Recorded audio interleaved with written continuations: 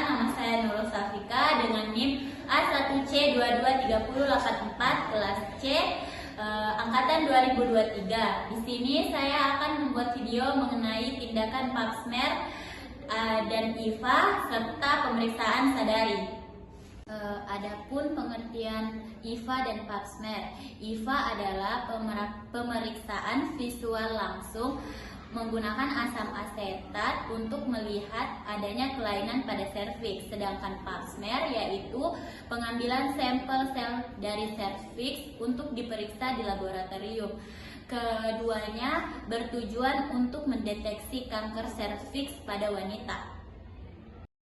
Adapun alat yang akan kita gunakan untuk pemeriksaan pap smear dan IVA yaitu pantom, spekulum atau cucur bebek, nerbeken, handscoon, masker, gel, spatula aire,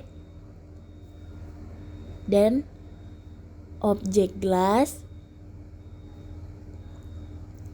alkohol swab, apron, underpad, kasa, dan cairan asam asetat.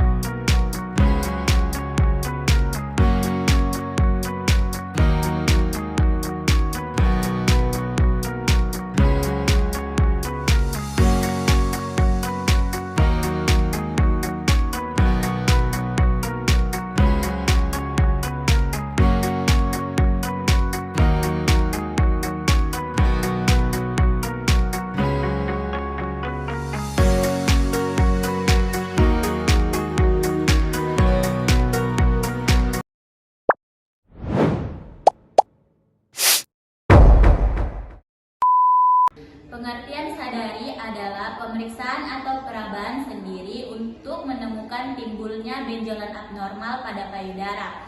Tujuan dari sadari adalah deteksi dini adanya benjolan pada payudara.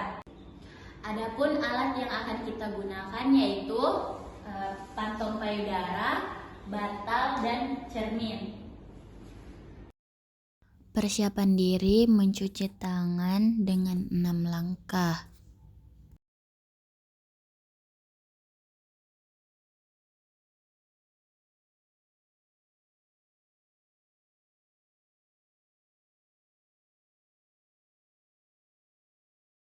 Berdiri tegak menghadap cermin. Perhatikan bentuk, ukuran, dan juga warna pada payudara. Letakkan kedua tangan di belakang kepala, lalu dorong siku ke depan dan ke belakang. Setelah itu amati kedua payudara. Letakkan kedua tangan di punggung, bungkukkan badan sehingga payudara menggantung. Rasakan bila ada yang mengayun di dalam payudara. Setelah selesai, tarik kembali punggung ke belakang. Pegang bagian atas punggung dengan tangan kiri. Gunakan ujung jari telunjuk, jari tengah, dan jari manis tangan kanan untuk mencermati area payudara kiri sampai ketiak. Lakukan gerakan memijat mengelilingi payudara dengan membentuk lingkaran kecil. Lalu, lakukan gerakan memijat lurus dari arah tepi payudara ke puting dan sebaliknya. Ulangi sama pada payudara kanan. Pegang bagian atas punggung dengan tangan kiri, lalu pencet puting kiri dengan telunjuk dan ibu jari. Amati bila ada cairan keluar, ulangi pada payudara kanan. Pada posisi berbaring, angkat lengan kanan ke atas. Cermati kondisi payudara kanan menggunakan ujung jari telunjuk, jari tengah, dan jari manis. Tekan dan rasakan seluruh bagian payudara hingga sekitar ketiak. Cermati payudara menggunakan 2 pola gerakan di langkah 4. Ulangi langkah ini pada payudara kiri. Jangan lupa untuk memindahkan posisi bantal.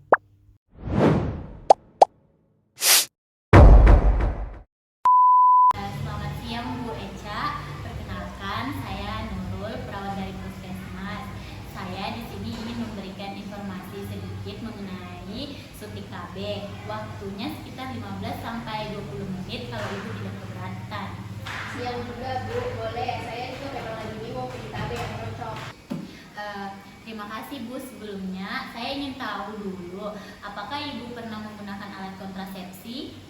Iya Bu, saya pernah pakai pil KB, tapi sering lupa minum, akhirnya khawatir juga. Oh baik Bu, jadi sepertinya Ibu sedang mencari metode yang lebih praktis yang tidak perlu diingat setiap hari. Betul sekali Bu.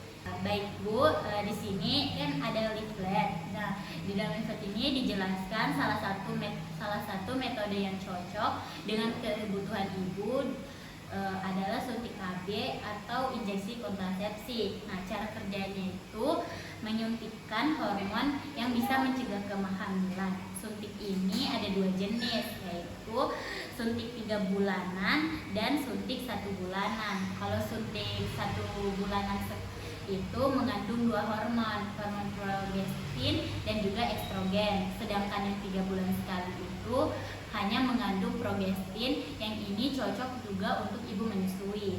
Keduanya sama-sama efektif mencegah kehamilan selama digunakan sesuai jadwal. Kalau yang 3 bulan itu efek sampingnya apa ya Bu? Jadi efek sampingnya yang sering terjadi misalnya haid jadi tidak teratur, bisa keluar flek-flek, bahkan kadang tidak haid sama sekali. Tapi itu wajar dan tidak berbahaya. Kadang juga ada sedikit kenaikan berat badan atau mood yang berubah-ubah, tapi tiap orang beda-beda reaksinya. Kalau suatu saat saya mau berhenti dan mau program anak lagi? Bisa sekali Bu, setelah suntik dihentikan, kesuburan akan kembali dengan beberapa bulan. Jadi ibu tetap bisa merencanakan kehamilan lagi. Suntiknya di mana Bu? Di lengan? Bisa di bokong ataupun di lengan atas. Prosesnya cepat kok, hanya sebentar, dan ibu cukup datang sesuai jadwal. Tidak perlu minum pil tiap hari, jadi lebih simpel. Baik Bu, informasi suntik KB sudah selesai saya sampaikan. Semoga bisa membantu ibu dalam memilih memilih metode kontrasepsi yang sesuai. Iya Bu, saya jadi lebih paham. Sepertinya saya tertarik yang 3 bulanan. Alhamdulillah, kalau ibu sudah yakin, nanti kita bisa jadwalkan penyuntikan pertamanya. Jangan ragu untuk bertanya kalau ada hal yang masih bingung ya Bu. Siap Bu, terima kasih banyak atas penjelasannya. Sama-sama Bu, sebelumnya ini leafletnya bisa ibu simpan mungkin untuk dibaca-baca lagi jika ada yang masih kurang ibu pahami. Baik Bu.